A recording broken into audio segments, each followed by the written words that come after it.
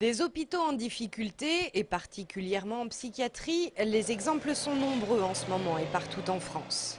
En Anjou, c'est au Sésame, le centre de santé mentale de Saint-James-sur-Loire, que l'inquiétude monte. L'établissement de psychiatrie publique, qui emploie actuellement 1100 équivalents temps plein, est touché depuis maintenant une semaine par un mouvement de grève, une mobilisation déclenchée par une annonce de la direction qui va supprimer 23 postes dans les 3 prochaines années. Seule solution, selon elle, pour rétablir les finances de l'établissement. Pendant 3 ans, on avait des difficultés, on a gratté, si je peux dire, toutes les possibilités. Et là, vraiment, on arrive au seul moyen qu'il nous reste, c'est-à-dire de réduire l'effectif. Alors, ce ne sera pas des licenciements, c'est des non-remplacements de postes.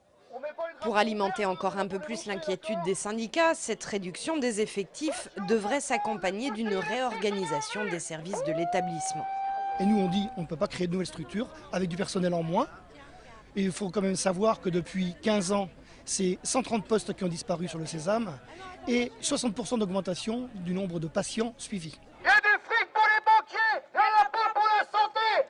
La logique financière de l'hôpital entreprise, en contradiction avec la prise en compte du soin des patients, voilà ce que les grévistes voulaient dénoncer une nouvelle fois cet après-midi lorsqu'ils ont défilé à Angers jusqu'à la préfecture.